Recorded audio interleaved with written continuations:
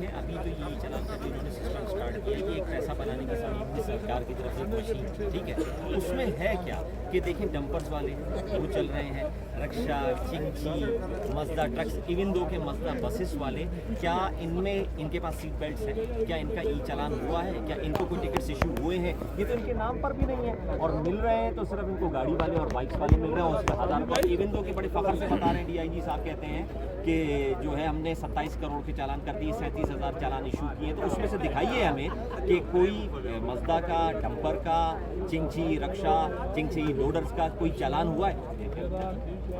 दूसरी चीज़ तो ये तो एक चीज़ आपने ये बता दी, एक ही बंदे के ऊपर 4-4 चालान हो रहे हैं। वो तो इनकी सिस्टम की मिस्टेक है। हमारे लिए जो है बना हुआ, तो उसके बाद जो ये चालान हमारे साथ बिल्कुल बना हुआ है। हसीब साहब ने आपको डिटेल में बताया है इस वक्त कि पहले ये ई चालान का जो सिलसिला कर रहे हैं, ये इस वक्त एक और इन्होंने जो है वो आप ये समझ लीजिए इलीगली कोई एक बम बांधा हुआ है, और दूसरा इससे पहले कि इलेक्ट्रिक को छूट दी हुई थी, अब ये पुलिस को दे दी है। ट्रैफिक पुलिस के डीआईजी साहब को अपनी तरफ से जैसे चाहे कानून बना रहे वैसे कोशिश करेंगे। अब इंशाअल्लाह ताला इनके खिलाफ हम सीपी फाइल करें, और मैं हसीब साहब से भी यही रिक्वेस्ट करूँगा कि कोई रहनुमाई जो हो, और इंशाअल्लाह हसीब साहब इंशाअल्लाह ताला प्रेसिडेंट भी इलेक्ट होते हैं तो हमारी पूरी कोशिश है कि हम इनके खिलाफ सीपी साहब फाइल करेंगे बिल्कुल, क्योंकि ये तो इलीगल हो रहा है ना। देखें ना, ये तो फंडामेंटल राइट्स के भी बिल्कुल खिलाफ हो रहा है।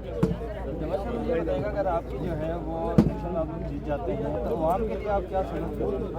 देखिए, अब हमारी बार एसोसिएशन वकीलों के लिए होती है, तो हम तो वकला की फलाह और बहबूद की बात करेंगे नंबर 1। लेकिन जहाँ तक सोशल इश्यूज़ हैं उसके ऊपर हम स्टैंड भी लेते हैं, हम उसके ऊपर काम भी करते हैं, आवाम की कानून के ऊपर रहनुमाई भी करते हैं, और इंशाल्लाह जैसे ये पब्लिक इश्यूज़ हैं उसके ऊपर हम लिटिगेशन भी करेंगे, और इंशाल्लाह हमें उसके लिए इलेक्ट होने की ज़रूरत नहीं, हम वैसे लिटिगेशन प्रो बोनो कर रहे हैं लोगों की फलाह तो कोई जो है वो नहीं आता, इसमें जो है वकलात जो है बहुत बड़ा हमारा निशान बनता है, और जजेस पे भी तो आम आवाम कहाँ जाए?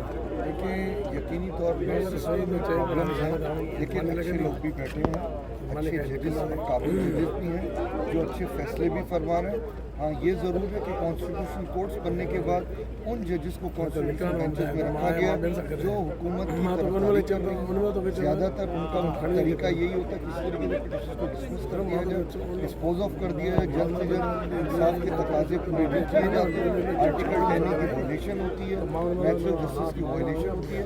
तो इन सब चीज़ों को इंशाल्लाह हाईलाइट करके बेहतरी लाने की कोशिश करते रहेंगे। तरमीम जो है वो जो है तब्दीली लाई जा रही है, सरकार उन्होंने जो चीज़ें वो क्या गलत?